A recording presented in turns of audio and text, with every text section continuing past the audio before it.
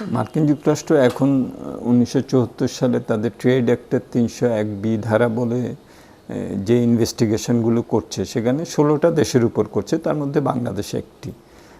অবশ্যই বাংলাদেশের সাথে যে চুক্তিটা তাদের হয়েছে সেটার কারণে বাংলাদেশের উপরে যে অনুসন্ধানটা হবে সেখানে তাদের একটা শক্তির জায়গা থেকেই তারা অনুসন্ধানটা করবে, কারণ চুক্তিতেও এই ধরনের কিছু ইঙ্গিত দেয়া আছে। তবে আমার কাছে মনে হয়েছে যে এটা বাংলাদেশের প্রেক্ষিত থেকে যদি আমি বলি তাহলে এটা খুব একটা যুক্তিসঙ্গত না, এবং বাংলাদেশের যথেষ্ট পরিমাণে শক্তিশালী আর্গুমেন্ট থাকবে যাতে এটা বাংলাদেশের উপরে কোনো ধরনের স্যাংশনের কারণ না হয়ে দাঁড়ায়। আমাদের দেশে তো মুক্তবাজার অর্থনীতি, বাজার নির্ভর অর্থনীতি, আমাদের কোনো কেন্দ্রীয় পরিকল্পিত অর্থনীতি না।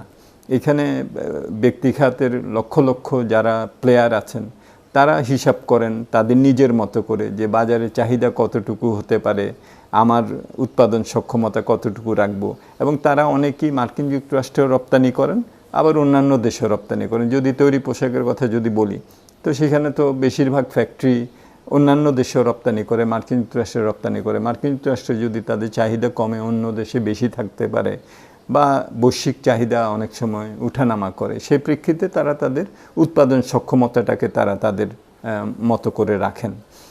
অনেক সময় ভবিষ্যতে চাহিদা বাড়বে এটার জন্য তারা আগাম প্রস্তুতিও রাখতে পারেন। সুতরাং সেখানে প্রমাণ করা যে তার ওভার ক্যাপাসিটি আছে, এটা খুবই একটা কঠিন ব্যাপার। 2 নাম্বার যেটা, সেটা হলো তার ফলে মার্কিন যুক্তরাষ্ট্রের কোনো ক্ষতি হচ্ছে কিনা। তো আমি যদি আমাদের প্রধান রপ্তানির কথা চিন্তা করি, যেটা শতকরা 90% অ্যাপারেলস এবং টেক্সটাইল মার্কিন যুক্তরাষ্ট্রের বাজারে, তাহলে সেখানে কিন্তু দেখা যাবে যে সেখানে বাংলাদেশে সারা মাসে মজুরি যা পান সেখানে মার্কিন যুক্তরাষ্ট্রের নিউ ইয়র্কে ঘন্টা প্রতি নিম্নতম মজুরি হলো $15। তা 8 ঘন্টা কাজ করলে আমাদের দেশের নিম্নতম মজুরির থেকে বেশি তারা অর্জন করেন একদিনে, যেটা আমাদের এখানে প্রতি মাসে হয়। তো সুতরাং সেখানে আমাদের কারণে তাদের ব্যত্যয় হচ্ছে, সেটাও প্রমাণ করাটা খুবই দুষ্কর। আর আমাদের দেশে ব্যক্তিখাত তারা প্রাক্কলন করেন যে তাদের বাজারে কী ধরনের উঠানামা করবে, এবং সেটার সাথে তারা তাদের ক্যাপাসিটি রাখেন। অনেক সময় যদি তাদের ওভার ক্যাপাসিটিও হয় তো এটা তো তাদের একটা বিনিয়োগ, তখন বেশি আবার বিনিয়োগ করার পক্ষেও যুক্তিসঙ্গত কারণ নাই, তার কারণ এখানে তো তার ক্যাপিটালটা আটকে আছে। তার যদি চাহিদা কম হয় এবং দীর্ঘকালীন ধরে সে যদি ওভার ক্যাপাসিটি রাখে তাহলে তো তারই এটা বিজনেস মডেলের সাথে খাপ খাইবে না। সুতরাং এখানে সে তার বিভিন্ন ধরনের স্বল্পমেয়াদী এবং মধ্যমেয়াদী চিন্তাভাবনা থেকে সে তার সক্ষমতাটা নির্ধারণ করে।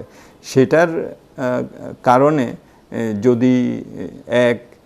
যদি এটা অযৌক্তিক হয় বা যদি মার্কিন যুক্তরাষ্ট্রের এটার কারণে কোনো ক্ষতি হয়, 2 দিক থেকেই আমি দেখি যে এখানে খুব শক্ত যুক্তি নেই, এবং আমাদের যারা আলাপ আলোচনা করবেন আমার মনে হয় যে তাদের খুব ভালো যুক্তি আছে এটা প্রমাণ করা যে প্রথমত আমাদের এখানে ওইভাবে কাঠামোগত, যেটা বলা হয়েছে স্ট্রাকচারাল ওভার ক্যাপাসিটি, কাঠামোগত ওভার ক্যাপাসিটি নেই। আর দ্বিতীয় যেটা, সেটা হলো যে সেটার কারণে মার্কিন যুক্তরাষ্ট্রের যে বাজারে সেখানে মার্কিন যে প্রতিযোগী আছে তাদের সাথে, বা তৃতীয় কোনো বাজারে যেখানে মার্কিন যুক্তরাষ্ট্র প্রতিযোগিতা করে আমরাও করি, সেখানে আমরা একটা বাড়তি সুবিধা পাচ্ছি।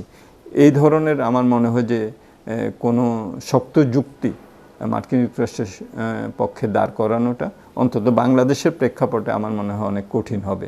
তবে আমাদের ভালো প্রস্তুতি নিয়ে রাখতে হবে। যে এটা তো 16টা দেশের যাদের সাথে হয়েছে তাদের অনেকের সাথেই কিন্তু মার্কিন যুক্তরাষ্ট্রের আবার এগ্রিমেন্ট অন রেসিপ্রোকাল ট্রেড নেই, সুতরাং সেটাকে ওইভাবেও দেখা যেতে পারে। তবে অবশ্যই যেহেতু আমরা একটা চুক্তি করেছি এবং চুক্তির মধ্যে বিভিন্ন ধরনের ইঙ্গিত আছে যে আমরা কি উৎপাদন করব, কতটুকু কোথায় রপ্তানি করব, কার সাথে কোন ধরনের বাণিজ্য করব, কার সাথে কোন ধরনের আমদানি করব, কি ধরনের দ্বিপাক্ষিক চুক্তি করব, এগুলোর ব্যাপারে যেহেতু তাদের অনেক কিছু ওখানে আছে, সুতরাং সেইটার একটা তাদের বাড়তি শক্তি তাদের হয়তো থাকবে এই চুক্তির কারণে। কিন্তু চুক্তিটা তো আমাদের এখন আসলে রিভিউ করার একটা সুযোগ আছে। কিন্তু চুক্তির কথা যদি বাইরেও রাখি আমি, তাহলেও এটা কিন্তু একটা অটোনমাসলি সে মার্কিন যুক্তরাষ্ট্র কিন্তু বাংলাদেশে সেখানে আনতে পারে। সেখানে অন্যান্য দেশও আছে, সেখানে উন্নত দেশও আছে, জাপানের মতো দেশও আছে, ইউরোপিয়ানের মতো দেশও আছে, আবার ভিয়েতনাম, চীন তো আছে, এগুলো আছে, ভারত আছে। সো এটাকে ওইটার সাথে সম্পৃক্ত করে যেমন দেখা ঠিক হবে না, আবার ওই চুক্তির কারণে মার্কিন যুক্তরাষ্ট্রের যে একটা লেভারেজ আছে সেটাও অস্বীকার করার কোনো কারণ নেই। না, আমার মনে হয় যে আমাদের আরএমজি খাতে আমাদের যেটুকু সক্ষমতা আছে, এটা আমরা কেবলমাত্র মার্কিন বাজার না, বৈশ্বিক বাজারের চাহিদার নিরিখে তারা সেটা সক্ষমতাটা তারা করেন। এক, 2 নাম্বার হলো যে আরএমজি এমন একটা সেক্টর যেখানে খুব কম লিড টাইমে অর্ডারগুলি আসে, সুতরাং তাদেরকে সেটার জন্য প্রস্তুত থাকতে হয়। তৃতীয় যেটা, সেটা হলো যে এটার কারণে মার্কিন যুক্তরাষ্ট্রের বাজারে মার্কিন যুক্তরাষ্ট্রের যারা উৎপাদক আছে তাদের সাথে আমরা কোনো ধরনের কিন্তু বড় প্রতিযোগিতা যাই না। তার কারণ রেডিমেড গার্মেন্টসটা মার্কিন যুক্তরাষ্ট্রের যে মজুরি, সেইটার সাথে আমি যদি তুলনা করি প্রতিযোগিতা সক্ষমতার দিক থেকে, তাহলে এটা কোনোভাবেই আমরা সেখানে তাদের কোম্পানির জন্য থ্রেট না। নিউ ইয়র্কে ঘন্টা প্রতি $15 হলো মিনিমাম ওয়েজ, 8 ঘন্টা $120, যেখানে সেটা আমার ন্যূনতম 1 মাসের মজুরি। সুতরাং সেখানে আমার মনে হয় যে ওই যুক্তিও খুব শক্তিশালী হবে না যে আমার ওভার ক্যাপাসিটির কারণে সেখানে আমি একটা বাড়তি প্রতিযোগিতা সক্ষমতা সেখানে আমি সেটা প্রয়োগ করছি, যেটার কারণে মার্কিন কোম্পানির কোনো অসুবিধা হচ্ছে।